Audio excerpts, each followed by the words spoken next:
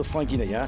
C'est le budget de la loi des finances initiale 2018 adopté ce matin à l'hémicycle par les députés. Les précisions dans ce journal. La politique de contraception en débat à Conakry, les experts venus des pays francophones de l'Ouest tentent de trouver les meilleures méthodes de planification familiale. Les vieilles habitudes reprennent peu à peu dans la circulation routière. Embouteillages et occupation des chaussées sont perceptibles dans plusieurs endroits de la ville de Conakry en dépit des efforts des services de sécurité. Mesdames et messieurs, bonsoir. Merci de l'attention et bienvenue dans cette édition. À l'hémicycle, les députés ont adopté ce mardi la loi des finances initiale 2018. Le budget se chiffre à plus de 21 000 milliards de francs guinéens et tient compte des grandes priorités du gouvernement. Mais avant son adoption, plusieurs recommandations ont été faites par les parlementaires en intercommission. Un compte-rendu signé de Robert Siditorno. C'est un budget qui s'élève à plus de 21 000 milliards de francs guinéens pour l'année 2018 qui vient d'être adopté par l'Assemblée nationale après 72 jours d'intenses travaux. Cette loi de finances initiale, adoptée à l'unanimité des députés présents, prévoit des prévisions de recettes qui se chiffrent à plus de 18 000 milliards de ce budget. L'Assemblée nationale a fait d'importantes recommandations. L'Assemblée a dit, pour cette année, nous allons lever des missions parlementaires d'information auprès de certains ministères, auprès de certaines régies, pour vérifier que l'utilisation est efficiente, que les recettes qu'on a mobilisées soient affectées et bien allouées à des secteurs porteurs. Nous avons réussi, en améliorant les agrégats macroéconomiques, à maintenir le niveau d'inflation et à renforcer notre monnaie de façon à ce que le taux de change soit maintenu, de façon à ne pas trop affecter le panier de la ménagère. Devant l'urgence des dispositions à prendre pour une meilleure mobilisation et sécurisation des recettes intérieures qui prévoit le budget 2018, le ministre de l'économie et des finances a rassuré en ces termes. Ce budget sera utilisé, je dirais, conformément aux grandes lignes qui l'encadrent, c'est-à-dire les grandes lignes et les piliers du plan national de développement économique et social. Donc c'est un budget qui vise à continuer à promouvoir une croissance économique forte pour notre pays, une croissance durable et inclusive, ça c'est très important. C'est un budget également qui va continuer à s'inscrire dans le cadre des réformes macroéconomiques que le gouvernement va poursuivre et qui bénéficiera également d'un nouveau programme appuyé par le Fonds monétaire international. Avant la clôture de la session budgétaire 2018, les honorables députés ont ratifié le protocole d'accord pour la création et le fonctionnement de l'Institut Pasteur de Guinée. La création de cet institut répond à la demande des autorités guinéennes pour le renforcement durable des capacités de détection, de recherche et de prévention en Guinée. La ratification de ce protocole confère désormais à l'Institut Pasteur de Guinée toute l'autonomie financière et de gestion dans le cadre de la réalisation de ses missions. La cérémonie de clôture de la session budgétaire 2018 a été aussi marquée par la prise de fonction de la députée Mme Thérèse Tewa Yaradounou, officiellement désignée par le parti IPG de feu Jean-Marie Doré, qui vient en remplacement de l'honorable C.C. Célestin Balamou, décédé des suites de maladie à Conakry. Une bonne nouvelle pour la Guinée. Le FMI vient d'accorder à notre pays un nouveau programme soutenu pour la facilité élargie de crédit, 650 millions de dollars. C'est le montant approuvé par l'institution. Cette somme servira à financer les projets de développement dans les secteurs de l'énergie, de l'agriculture et des infrastructures. L'annonce a été faite au cours d'une conférence de presse à Conakry. Mamadi Gassama, reportage. 650 millions de dollars, c'est le montant que le FMI accorde à la Guinée. Il vient appuyer le nouveau programme de facilité élargie de crédit. En articulation avec le PNDS, cet accompagnement du FMI soutient les réformes macroéconomiques du pays. L'atteinte de la croissance à 2 chiffres d'ici à l'horizon 2020 est visée. Ce programme est historique. La Guinée est l'un des rares pays à obtenir cette facilité. Cette enveloppe de prêts non concessionnels constitue une capacité supplémentaire de financement. Il s'agit d'une capacité dont la Guinée a besoin pour continuer à combler le déficit en infrastructures entre autres routières et énergétiques, et donc de promouvoir la croissance ambitionnée dans notre PNDES à l'horizon 2020. Fruit de collaboration de confiance entre le gouvernement guinéen et le FMI ces dernières années. Ce programme va renforcer l'élan de réduction de la pauvreté et la gestion saine des finances publiques. Le gouvernement est décidé à faire en sorte que les projets fonctionnent à un rythme normal, que les décaissements se fassent et que les dépenses puissent répondre à l'efficacité voulue dans le sens de la croissance économique et de la réduction de la pauvreté. C'est vrai que les efforts ont été récompensés. Nous devons continuer dans ce sens-là, maintenir la confiance en assainissant les finances publiques, en mettant en place des mesures indispensables pour justement renforcer les acquis et aussi pour jeter les bases pour une croissance qui va mettre le pays sur le chemin de l'émergence. C'est l'objectif ultime qui constitue un effort qui concrétise la volonté du président de la République, la volonté de ce gouvernement-là à soulager les populations. À travers cet appui du Fonds monétaire international, le gouvernement guinéen entend renforcer la stabilité macroéconomique pour une croissance forte, inclusive et durable. Il intervient après la réunion du groupe consultatif à Paris qui a permis à la Guinée de mobiliser 21 milliards de dollars en intention de financement de son programme de développement économique et social sur les 5 prochaines années. L'État guinéen vient de mettre en place un centre de gestion agréé. C'est dans le but d'améliorer l'administration fiscale et consiste à aider les entrepreneurs à faire leurs déclarations et à tenir leur comptabilité. Ce centre est l'interlocuteur entre l'administration fiscale et les entrepreneurs. Al-Gassimba. Fini la souffrance des opérateurs économiques. Pour leur faciliter le paiement des impôts, l'État, à travers la Direction nationale des impôts, met en place un centre de gestion agréé. Il permet aux chefs d'entreprise d'apprendre à faire leurs déclarations et à tenir une comptabilité pour être en mesure de contribuer à l'amélioration de l'administration fiscale.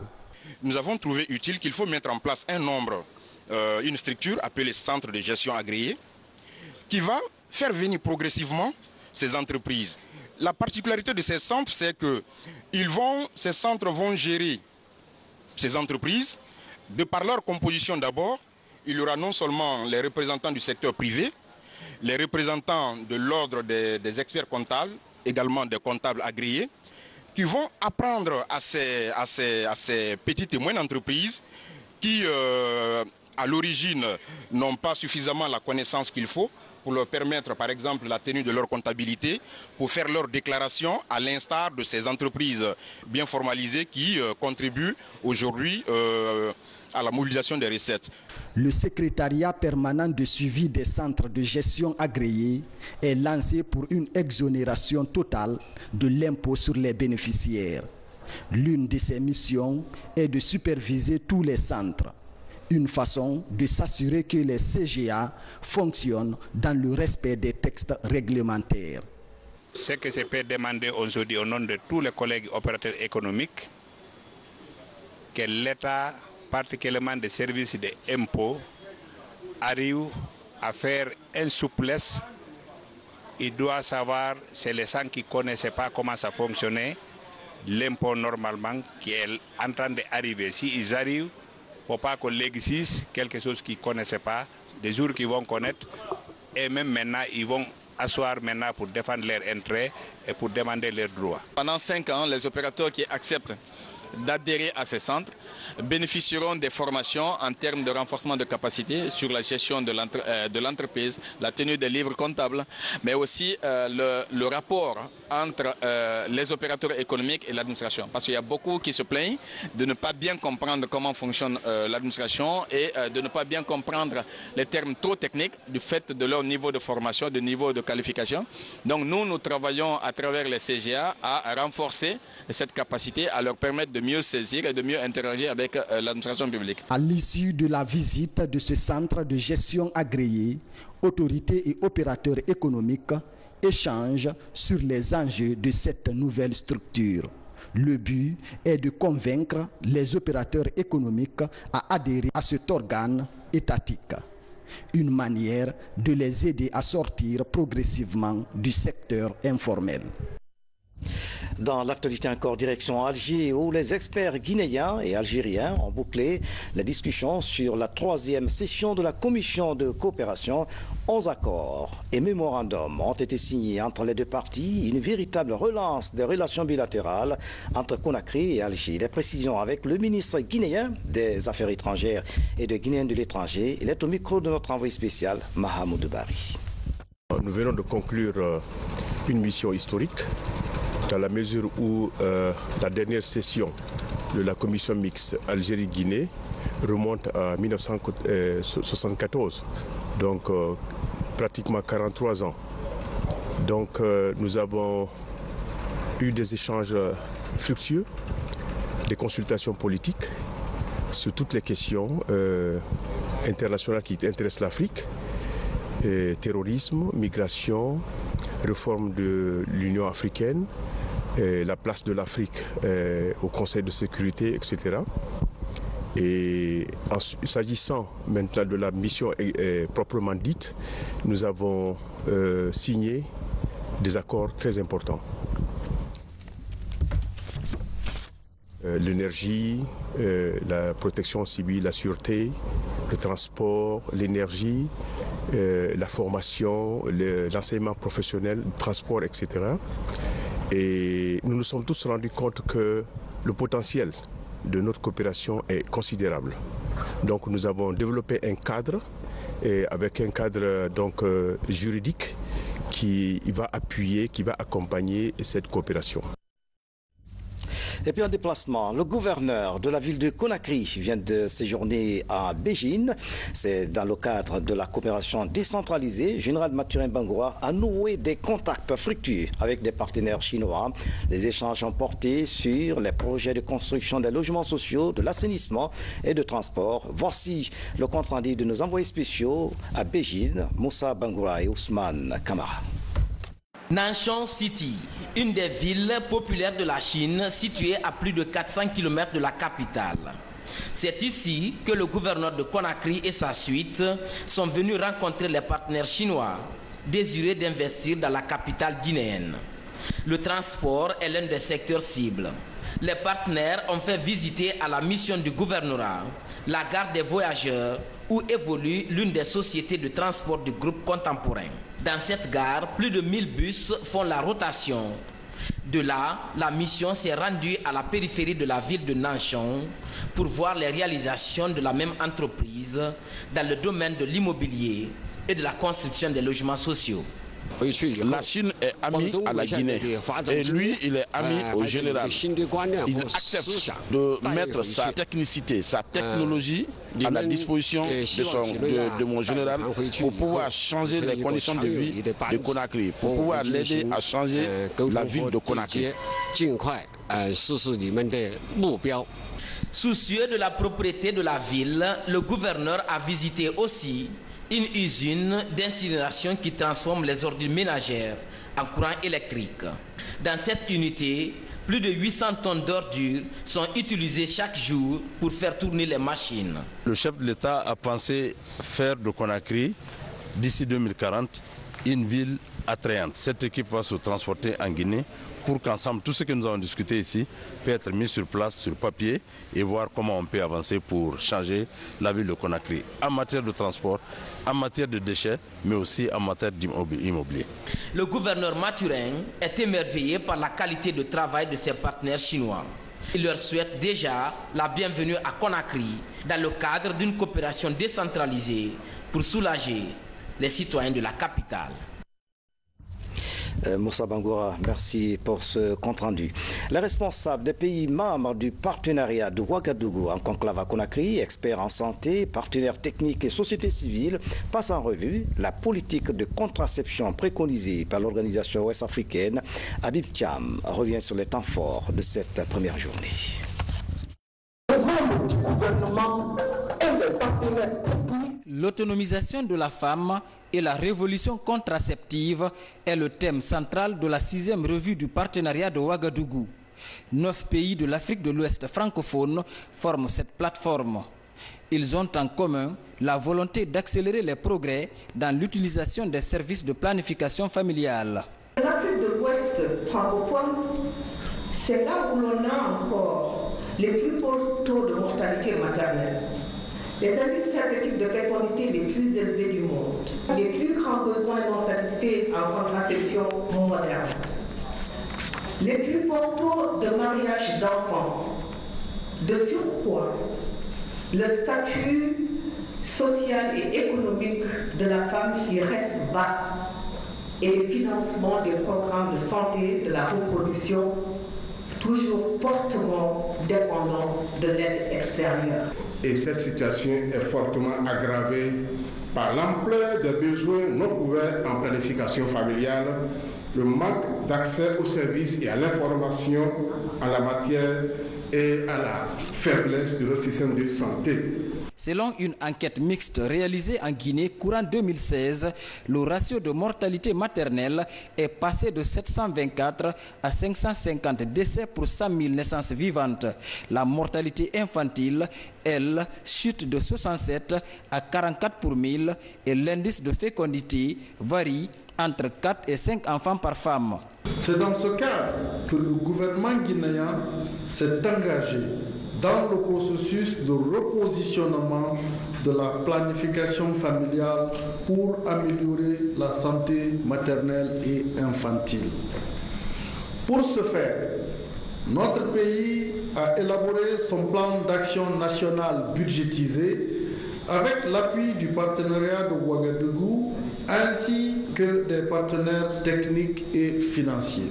Ce plan envisageait l'amélioration de la prévalence contraceptive de 8 à 22% en 2018. Je me réjouis du choix porté sur la Guinée pour abriter cette importante rencontre qui marque un tournant décisif vers l'atteinte de nos engagements communs, à savoir garantir à toutes les personnes vivant en Afrique l'accès équitable aux produits contraceptifs dont elles ont besoin pour leur épanouissement.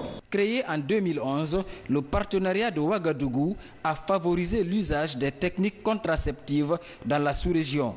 D'ici à 2020, plus de 2 millions d'utilisatrices additionnelles seront à convaincre. Vive la révolution contraceptive. Je vous remercie. Et puis, l'émission Dites-moi tout, docteur, vient de célébrer 1 an de son existence au plateau de la RTG Colomans. Plusieurs invités de marque ont pris part à cette cérémonie. Le reportage de l'ancien Kamisoko, Sori de Kera. Dites-moi tout, docteur est une émission d'information et de sensibilisation de la grille des programmes de la télévision nationale. Animée par Madame Sissoko Marie Sidibé, cette émission célèbre ses 1 an d'existence. Autorités, responsables d'hôpitaux, étudiants en médecine et fidèles téléspectateurs sont venus massivement assister à cette célébration. Je suis très heureuse de participer au premier anniversaire de l'émission Dites-moi tout, docteur, qui est vraiment une tribune qui permettra aux populations guinéennes de comprendre, de connaître les principaux problèmes de santé dans notre pays et aussi quelles sont les perspectives de soins, les perspectives d'amélioration de la santé des populations dans notre pays. Et beaucoup de personnes ne connaissent pas la maladie. Et donc, ça permet aux gens qui ne connaissent pas la maladie d'être sensibilisés, de se faire consulter avant qu'il ne soit trop tard. Donc, c'est une bonne chose. L'organisation de cet anniversaire est une manière d'inviter les acteurs impliqués dans les questions de santé à soutenir les différents projets débattus dans l'émission. C'était une très très belle émission. Je trouve qu'elle est absolument d'actualité. Je trouve que ce sont des sujets majeurs. On a touché à quelque chose d'essentiel pour la santé de la population. Il y a tellement de thématiques qui ont été évoquées qui mériteraient de revenir dans le détail. Et je vous assure que si on le prenait avec tout le propos qui a été tenu, il y a de quoi déclencher un compte à rebours dans un processus d'amélioration de la santé du Guinéen. Nous voulons informer la population guinéenne, éduquer la population guinéenne parce que Nos parents qui ne sont pas allés à l'école ne savent pas où aller quand on a constaté quelque chose. Alors, c'est à travers cette émission qu'ils se rendront compte quand on a tel symptôme, tel constat inhabituel, on doit aller voir un médecin. Il faut aller dans les structures de santé officielles. Espace d'échange entre professionnels de santé et patients, cette cérémonie est mise à profit par les participants pour poser des questions de préoccupation. Le tout couronné par la distribution de cadeaux aux experts en santé qui ont participé pendant toute une année à l'animation de cette célèbre émission. Dans l'actualité encore, le projet de renforcement de la gouvernance des migrants et de leur réinsertion fait du schéma. 34 migrants retournés au pays suivent une formation à la Maison des Jeunes de Matam. L'action vise à aider les migrants à créer leur propre entreprise. C'est un projet qui est piloté par l'Organisation internationale pour les migrations. Fatima Touyalo fait le point. L'immigration irrégulière touche de nombreuses familles en Guinée. Selon l'OIM, Organisation internationale pour les migrations, plus de 5000 jeunes Guinéens se trouvent actuellement à Libye.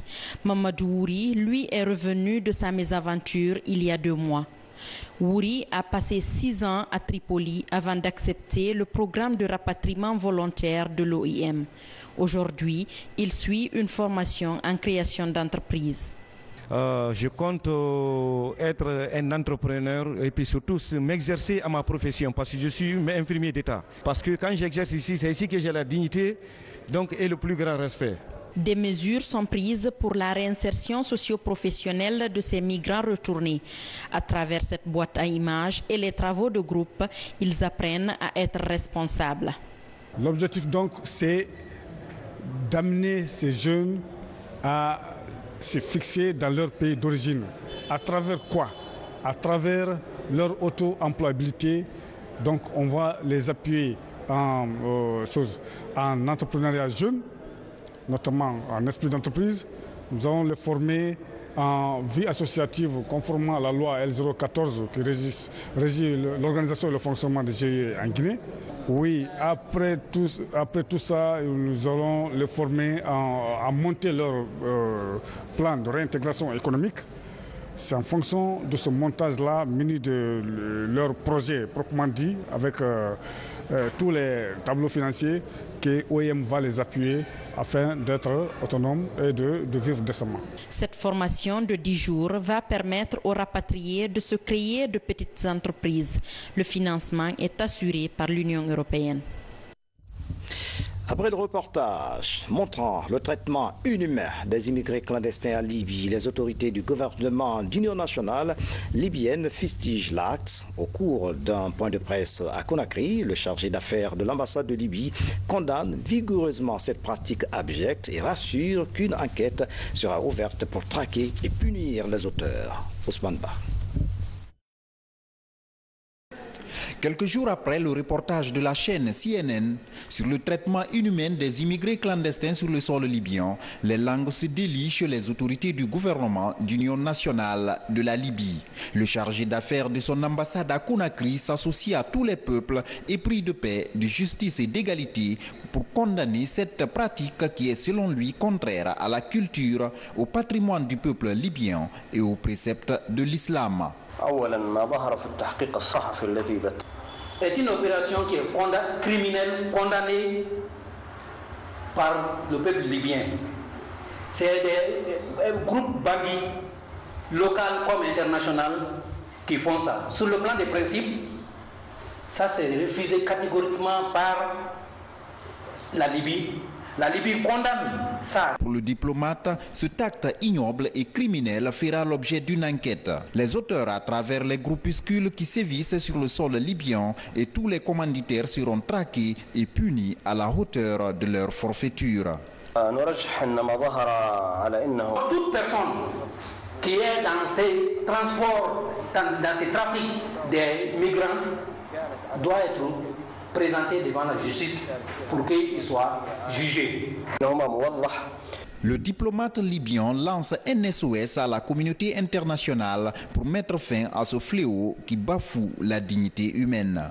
Cela passe par la mise en place des projets d'insertion capables de retenir les candidats à l'immigration dans leur pays d'origine. De par le passé, la Libye a investi plus de 10 milliards de dollars dans des projets de développement en Afrique, a-t-il rappelé. Question, le plan d'urgence de la sécurité routière a-t-il été une réussite? Certes, il y a eu des résultats, mais les vieilles habitudes reprennent progressivement. Dans plusieurs endroits de la capitale, les embouteillages et l'occupation des chaussées sont perceptibles. C'est du moins le constat de nos reporters Alpha et Siagaba Salioba. En septembre dernier, les autorités du ministère en charge de la sécurité s'étaient engagées à réorganiser la circulation routière en vue de la rendre fluide.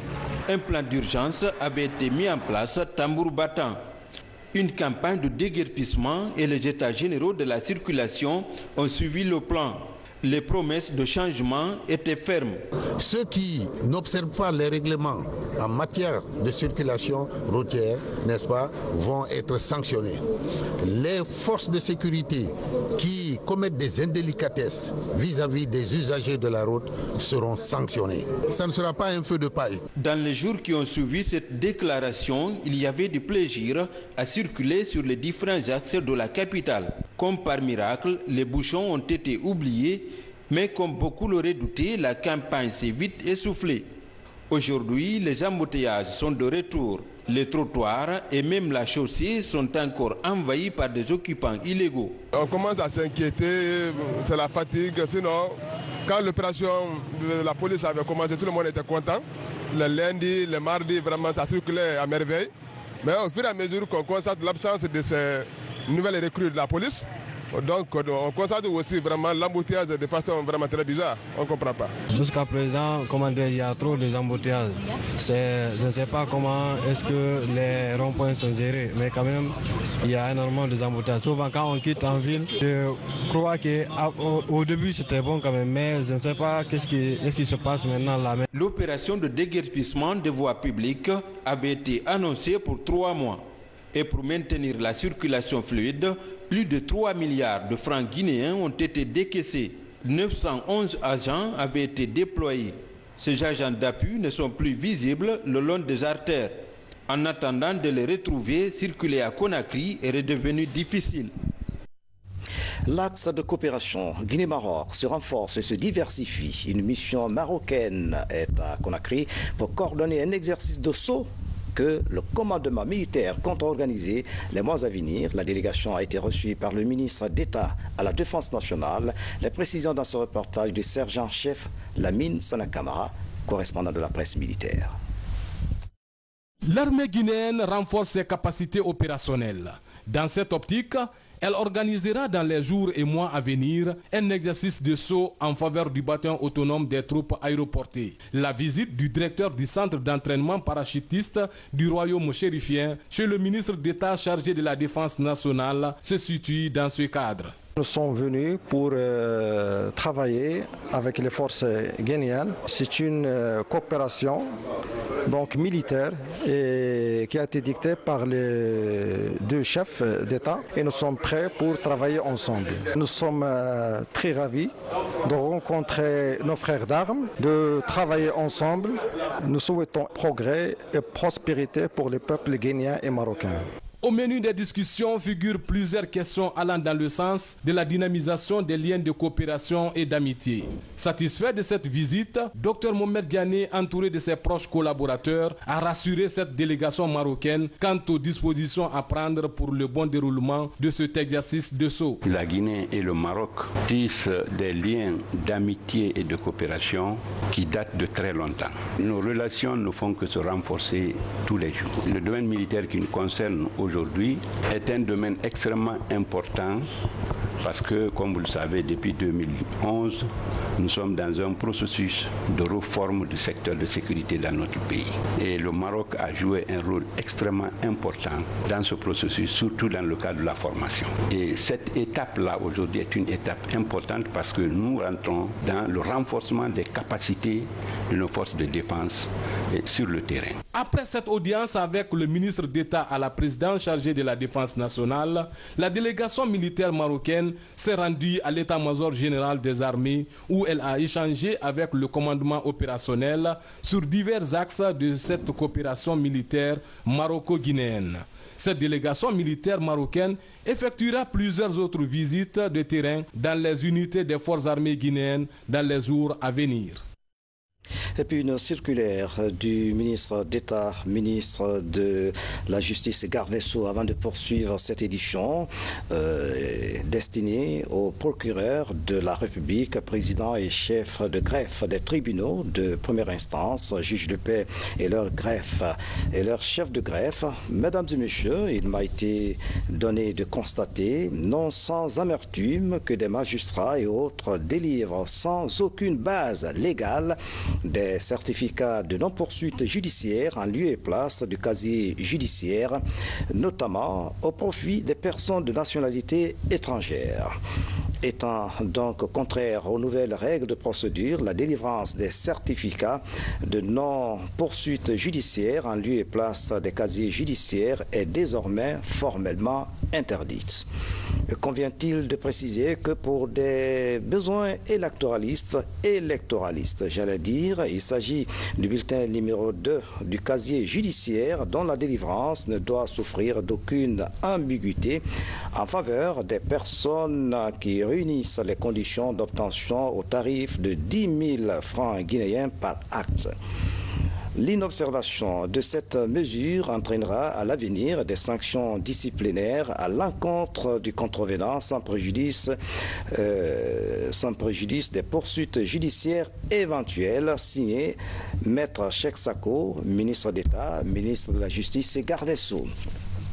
Dans le sillage du projet Conakry, capitale mondiale du livre, le commissariat général a célébré mardi à Conakry la journée du Burkina Faso, une occasion pour les participants de revisiter la littérature de la Haute-Volta et les œuvres de l'écrivain Joseph Kizerbo. C'est un reportage de Tabansila. L'Afrique doit conquérir son identité parce que fière de sa contribution à l'aventure humaine. Sans identité, nous sommes un objet de l'histoire, un instrument utilisé par les autres. Cette célèbre maxime est du professeur Joseph Kizerbo, écrivain burkinabé. L'auteur a été au centre de toutes les interventions au cours de cette célébration consacrée au Burkina Faso. La particularité de cet hommage aujourd'hui tient au fait qu'il a mené avec plusieurs de ses pairs au moment des indépendances un combat pour la liberté, un combat pour l'autonomie et aussi pour réhabiliter l'histoire de l'Afrique et réformer les systèmes éducatifs en Afrique. Le livre, un facteur de rapprochement des peuples. Organiser une journée littéraire en faveur d'un pays ami et frère au compte de Conakry, capitale mondiale du livre, l'acte a tout son pesant d'or. Les pays amis à la Guinée ont leur journée dans Conakry, capitale mondiale du livre. Nous avons fait le Cameroun, le Bénin, le Sénégal, nous avons fait beaucoup de pays. Aujourd'hui, c'est la fête nationale du Burkina. Et la Guinée, qui est un pays frère au Burkina, se devait de célébrer vraiment cette journée en mettant la touche de la littérature. Ces deux pays méritent de se rapprocher. Et le livre, c'est un véritable facteur de rapprochement des peuples. La rencontre qui a mobilisé membres du gouvernement, associations, ONG, écrivains, bouquinistes et amis du Burkina a aussi été une tribune de témoignages.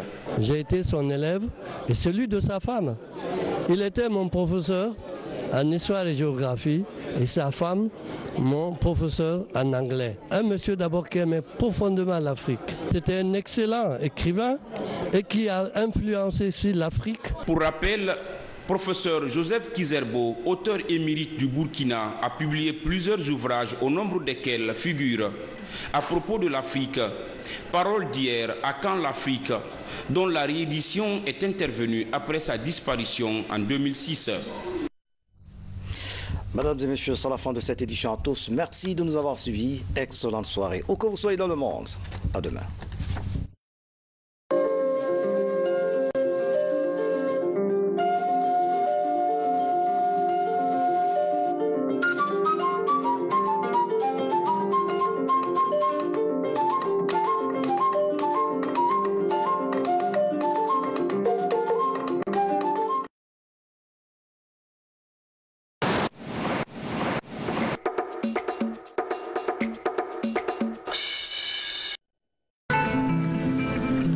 Dans cette banlieue de Conakry, Alseni et Madi Oussila passent de ménage en ménage pour ramasser les ordures.